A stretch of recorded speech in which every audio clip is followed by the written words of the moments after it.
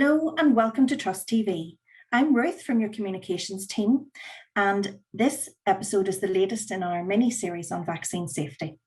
There's been growing publicity really about the AstraZeneca and Johnson & Johnson COVID vaccines in recent days and weeks, with evidence that they may be associated with very serious but rare blood clots. So to discuss this, I'm joined today by Dr. Nizam Damani, a global expert in infection prevention and control. Dr. Damani advises governments, countries, and organizations, including the World Health Organization, on all matters to do with IPC. So Dr. Damani, you're very welcome back to the show. Thank you. And also Jo Walker, who is our lead nurse within mental health services in the Trust, but also Jo is one of our peer vaccinators. And I think it's fair to say, Jo, you've probably put more needles in arms with the COVID vaccine in them than probably anybody else in the Trust. So really looking forward to hearing your thoughts on this important discussion today. So thank you for joining us. You're very welcome. Thank you, Ruth. Firstly, can I ask you both, have you had your vaccine or vaccines for COVID, and did you have any side effects? I had my vaccine in December and one in March, so I've got complete course. And first dose, I was tired for a couple of days, but second dose, there was nothing at all. Yeah, and I've had both doses of my vaccine as well. The second dose was in January time, and just a little localized pain from the actual injection site, which went away quite quickly. But apart from that, nothing at all. So I bet you get asked this all the time, but why is there the big difference in side effects? There seems to be such a wide spectrum. I think my mum's 90 and she had both doses of the AstraZeneca vaccine and absolutely nothing. She didn't even have pain in her arm. And yet there's other people are floored with like flu-like illness for days. Why is that? Is there some sort of, does our immune response vary with age? I mean, I suppose we're absolutely unique as human beings, right down to the very genetic level. I suppose with the good side effects, they are unwanted symptoms caused by medical treatment, essentially. So they're also called, and we probably have heard them being called, adverse effects or adverse reactions as well. I think it's important to note that all medicines can cause side effects, and they absolutely do vary from person to person for that reason, as I said. And age, you asked about age, unfortunately, it does impact the functions of our internal organs as we get older. And some of those organs are important for the metabolism of some pharmaceuticals. And that in itself can lead to an increased risk of side effects. As we grow older, our immune system doesn't work as well. It may become slower to respond, which does increase our risk of getting sick. Our bodies heal more slowly. There are fewer immune cells in the body to bring about healing. I think it's important to note that there's a study at the minute that it has been concluded in the University of Birmingham, which has found that there's no link between age and levels of immune response after COVID vaccination. Right. Okay. What about if you do have like this greater immune response? I've heard some people say that means you're developing greater levels of immunity. Is there any truth in that, or is that a myth? Yes, sometimes people actually say that I did not develop any reaction or any side effect to vaccine, did not get fever, did not feel well, and therefore I got less protection. This is not true.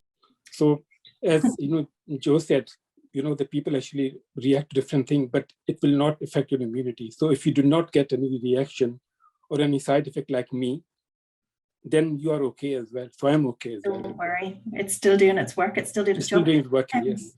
Dr. Damani, when you think of, there's been millions of AstraZeneca doses given in the UK alone, and of those we've the 79 cases that developed the blood clots, and tragically 19 deaths within that number.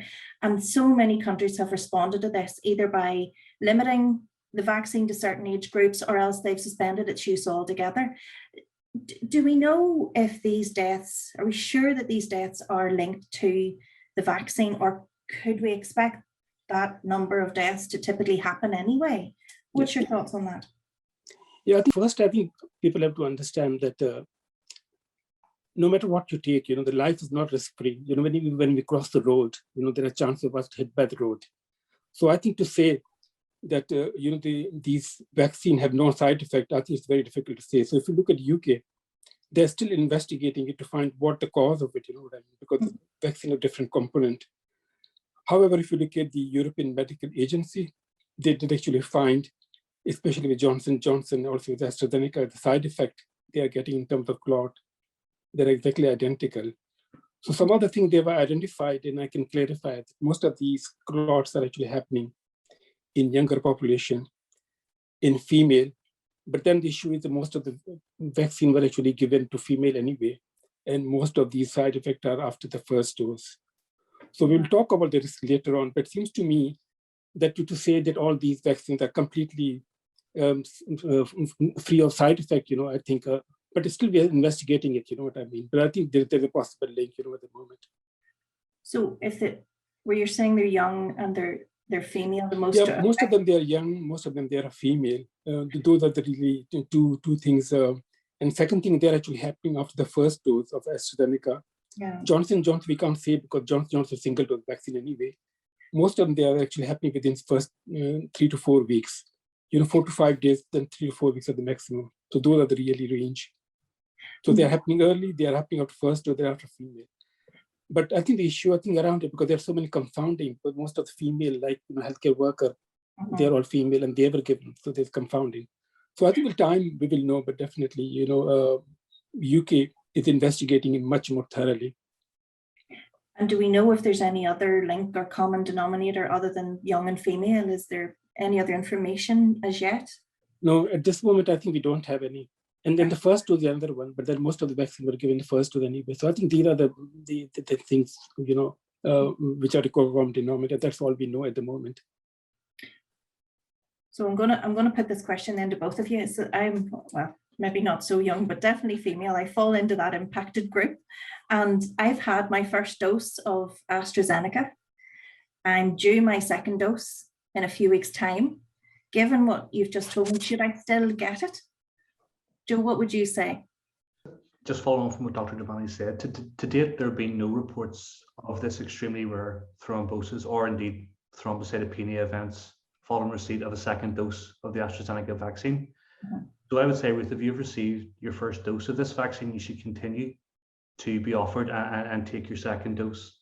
And also, irrespective of your age group, the second dose will be important for longer lasting protection against COVID-19. How much extra protection does it give you? What's the percentage, if you like, over and above the first jab? Okay, I suppose after the first dose, the research that we have to date shows that there's 76% protection after about 12 weeks. With a second dose, can up that to about 82%. But I think if we look at the sort of wide spectrum, I suppose the big impact is reduce your risk of being hospitalized with COVID-19 by around 100%. Goodness. And I suppose the new evidence from Scotland shows that in about 4 to 5 weeks after your first dose, the risk of being admitted to hospital is actually around 94%. And I think since the start of the pandemic, we're sort of sitting around 4 million COVID-19 infections in the UK, which is it's a massive number, and we know that has resulted in, unfortunately, a lot of deaths, over 120,000 deaths. But I think the Public Health England have estimated now in this first quarter of this year that the successful vaccination program, as it's been, has potentially prevented 6,000 deaths, like say, alone in this first quarter. So it's a very compelling argument. Dr. Damani, what would you say? Yeah, I will just add a couple of things also, because these are the most frequently questions asked to me kind of thing. So first, as Joe explained very clearly, the benefit of the vaccine, but I think when after second dose, we got this T cell which are primed. So when T cell primed, that means that will actually give you long-term immunity. But the thing which is very important, so you may actually get the mild dose, mild side effect, and the mild COVID. But definitely, vaccine, we know that is preventing severe infection and definitely preventing hospitalization and death. So I think that's quite important. So what I'm saying, even though the protection is 80–90%, but then I just look at the protection in terms of comorbidity, which are quite severe. Not only that, but people have to understand that once they get COVID, when they get out of it, I think there are quite substantial people are actually suffering from what we described as long COVID. So it's that protection, I think, is there. So I think you have to have the 2 doses to have booster immunity. Second question, I think, which is asked very frequently is, if I've got infection, do I really need a vaccine? The answer is yes, you do need a vaccine. And this actually gives very clear indication that even after infection, you do not actually get the same kind of protection what you get from the vaccine, number one. Now, here is an example. What's actually happening in India and what's happening in Brazil. If you leave it to herd immunity, one concept is that you leave it the way it is, right? Let the population get infected. And this is the argument coming from the people who don't want to take the vaccine or who vaccine is. I think we have seen that the herd immunity does not actually work very well. We've seen things from the Brazil and possibly from India. We don't have data for that. So it seems to me that you need the vaccine protection you're going to get from the vaccine is much better and long lasting. 6 months, we are saying protections last for 6 months, possibly 7 months, because the vaccine will be rolled out only for 6-7 months. It could be a year, it could be 9 months, we don't know. But definitely so far, the news is quite good. Good. That's very encouraging. And I suppose I'm thinking back to, you made a comment earlier that really put this in perspective, which was about crossing the road, that we take risks all the time. Can you put this whole issue of clotting into perspective for us? Are there any other things in life? I suppose I'm thinking like getting on a plane. It's to try and quantify the level of risk we're taking. How would you describe that? Yeah, I think one of the things that, say, for example, a lot of people actually choke on their breakfast in the morning. We've got road traffic accidents which are happening all the time, you know what I mean? So I think if you look at so as I said, there are side effects, we actually live a life which is full of risk, okay? Mm-hmm. So as I told you, when we cross the road, we are hit by the car. That doesn't mean we don't cross the road at all. Yeah. So the issue I think around here, that if you look at the risk in AstraZeneca vaccine from United Kingdom is 4 in 1 million. In Johnson & Johnson's 1 in 1 million after single dose, okay? Mm-hmm. So these are the risks we're actually taking. Now, what actually happens if you don't get a vaccine and you develop clot? The risk of getting clot after COVID is 8 to 10 times higher than from the vaccine. So you can see in terms of perspective, I think it is quite important. And depending on the risk factor, and if you take, say, for example, long flight, people do develop DVT and possibly clot and pulmonary embolism because of that. So I think people have to understand that they have to actually work out in terms of what we describe as sort of risk-benefit ratio. Mm-hmm. And based on that, I personally would definitely go for it. As I've told you, I was also very skeptical, to be honest with you. Should I go, should I not go? But based on the risk which I've calculated in my life, that it is better to actually get myself vaccinated than to actually develop COVID. And I think that's the way I think we have to look into it. I think that's very reassuring. You're clearly telling me it is a bigger risk to not get the vaccine. Joe, would you agree with that? Do you find when people come to you, do they have this anxiety? And how do you alleviate those concerns and reassure people that this is the right thing to do and it's the best thing to do? Absolutely. I mean, we have seen, I suppose, since the word of the vaccine, anxieties, I suppose, relative to different queries and concerns about each of the vaccines. In the early days, as we know, it was around pregnancy in young females, which our data was showing there was probably an inhibition of people sort of taking up that vaccine because of that. But now the questions are coming in relation to thrombosis, essentially. So I suppose, Dr. Devanny has put that so eloquently there. It's about weighing up those risks. Do you know, the benefits of AstraZeneca, and this is what I try and discuss with those people coming for the vaccine, the benefits outweigh the risk caused by contracting the COVID virus. Like Dr. Devanny said, COVID infection itself are more likely to cause clots. Mm-hmm. You know, and the benefits being, like I said earlier on, the prevention of hospitalization, serious ill health, or worse still, death. You know, if not personally, but within our family or our immediate circles. You know, obviously we know now that things are a bit more finely balanced due to the lack of evidence in the younger generation. But the chief exec of Thrombosis UK has said that all evidence in current guidelines advises that people with a history of blood clots are at no increased risk. And the benefits for most of us, especially those above the age of 30, of having COVID vaccination outweigh the risk of this. And I think it's important to say this very, very rare syndrome. But also on the balance of that as well, we do have access to other vaccines, namely the Pfizer vaccine, which there's no indicative data to show that there's any causation of any kind of thrombosis. But I think it's important to note that while this presentation has happened, it's also relevant to this happening regardless of a vaccine or not. So these blood clots, as per this demographic, has happened in the past, even without a vaccine. So like I say, it's finely balanced because we need to explore the data, but to gather the evidence. But in regards to that, there are other options for people who are under 30. So I think when we're talking about vaccine, we always think of ourselves in terms of the vaccine, they are all about our own protection. So it's not about the clots, but it's also death, long COVID, these are quite crippling. Other important factor, I think now we know that the study published in Scotland, that the vaccine do actually prevent at least 30% transmission, possible 50%. Now that's important. What does it mean? That really means to me that if I'm actually living in a house or visiting my loved one, I'm not going to transmit that infection. So that's really an added bonus on top of that. So I think when we're looking at the vaccine, it's about your protection of the global society. People have to understand vaccine is the only way out of this lockdown and pandemic. I also believe that we are in a very fortunate position, as I've said several times, we are in a very fortunate position that we are actually being offered vaccine. And people are hesitant, and that's actually quite important, and they need to know, and we have to be very transparent and say, as this podcast doing, to say these are the issues, but still the vaccine is there. And the third thing also, people have paused for the vaccine. So they're all now going back, you know what I mean? So there was pause at the moment, but they're all going back. They're all now going back to AstraZeneca vaccine. They're all looking at the Johnson & Johnson vaccine. The other thing also, which is very important, that when we are saying this is the side effect of the clot, what does it tell you? It basically tells you that in Europe and in America, the monitoring system is so good that we are picking up all these incidents.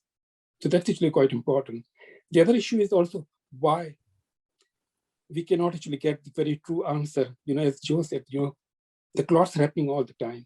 So say, for example, I can give you, funny example. Say, for example, people actually dying of road traffic accident, women actually getting pregnant. If I got vaccine and go on road traffic accident or somebody get pregnant, is it a side effect of vaccine? Very difficult to say, isn't it? The answer we say definitely no. But if I develop headache and develop clot, so what happened? Everything lumped onto the vaccine, which may be true. I'm not saying that, but may not be true. So what I'm saying from the regulatory perspective, it is very, very difficult for us to untangle it. Because the clots are happening, the headaches are happening, you understand? So it's very, very difficult to actually. So I think these are the other advantage of vaccine, you know what I mean? And you mentioned the picture globally and I suppose the impact on the suspension of these vaccines. And I'm wondering what the broader implications are, in the countries who have delayed this intervention that stops people getting COVID. Could this actually prolong the pandemic for all of us? Because, as we've heard that line, we're not safe until we're all safe. And that means everyone globally.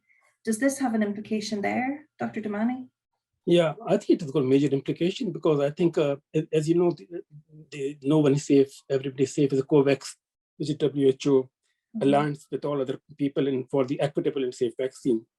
Clot issue, I think, is really a big one for two reasons. Because if you look at the AstraZeneca vaccine, which has been rolled out to over 100 countries, for two reasons. Most of the countries, they do not have -20 or -70 facilities, fridging facilities. So we cannot deliver those vaccines. They're expensive. AstraZeneca is cheap. You can keep it in the fridge. Johnson & Johnson was another one because it's just a single dose. Isn't it wonderful? So when people come over, you always find that when you give 2 doses, people have different compliance and they don't turn up and they all bits and pieces, happen. So single dose vaccine is very, very effective. So Johnson & Johnson, those two where we have got right, it's the one which is actually putting the whole COVAX program. The other thing is that, so although now, because of these clot issues, there's huge amount of vaccine hesitancy and people are asking lots of questions in terms of some people, like for example, South Africa, they decided not to actually go for it. Now they're rethinking about the whole thing. So, but I think what we have to, we live in a globalized village. So we have to vaccinate everybody. That's the only way out. Now, why to vaccinate everyone? This virus is mutating at a speed which is unbelievable, okay? This is nothing unique about the coronavirus. It is just like HIV, all the RNA virus, they are mutating. That's why we have difficulty developing the HIV vaccine. So we do not allow this virus to mutate. And the only way we can control it is by giving the vaccine. Now, India and Brazil are the classical example in which the vaccine was not rolled out. You can see what happened. The mutation keep on happening all the time. So in order to actually stop this mutation, we have to immunize the world globally as soon as possible. And definitely this clot issues have actually derailed the program, as I've told you, because these are the two vaccines, were the main part of the COVAX program. So I think that's one of the disadvantages we have, but that's real life we have. But I think the words that you've spoken today and the answers you've given will go a long way towards reassuring people who maybe were genuinely just a bit hesitant when they hear these concerns. The words that you've spoken will reassure people and hopefully enable them now to just go forward with confidence and get the vaccine. I suppose it would be remiss to not mention the vaccine isn't the total silver bullet. It's Vax Plus. Once you've got your vaccine, we can't forget the other measures. I'm thinking hands, face, space has to continue. Joe, what would you say on that? What's your final words and advice for people? Absolutely. I mean, after having both doses of the COVID vaccine, most people will be protected against the COVID virus, but there's still a small chance that we will still contract it even after vaccination, and ergo we will be at risk of spreading that virus to another. So although the vaccine will lessen those effects and symptoms for us, we must continue to follow governmental and local IPC guidance. And like you say, Ruth, that is still wash hands and cover our face and make space. Absolutely. Dr. Damani, any final words? Yeah, I think I agree with Joe. The only thing I would add, please avoid crowded space, especially inside. This is very, very important. So the whole idea is hand hygiene, wearing a face mask. I think this will be our new norm. Even the COVID is not going to go away. So forget it. It is here. We have to just accept it, what level it is. Okay, so this is not going to go away. So I think the new norm will be distances, mask, and then avoiding the inside overcrowded places. These things will definitely be there, for quite a while, I see. And then we will see how this pandemic is going to pan out. But at this moment, unfortunately, from global perspective, we are not in a good shape at all. In UK, we are so fortunate that we got high vaccine uptake compared to other part of Europe and definitely in America. But definitely, I think, we are very fortunate position, and we must utilize all the benefit which we are actually having living in this country. So I think it's quite important. But one thing, take care. You must vaccinate. As we said, vaccine only, no, vaccine plus. Vaccine and keep on continuing. Gentlemen, thank you very much. That was fantastic advice. It's very clear that our ability to suppress this virus depends on each and every one of us to play our part to get the vaccine. And then Dr. Damani, as you say, it's Vax Plus, hands, face and space. Thank you so much. Thank you. Thank you. Thank you, Dr. Damani. Thank you.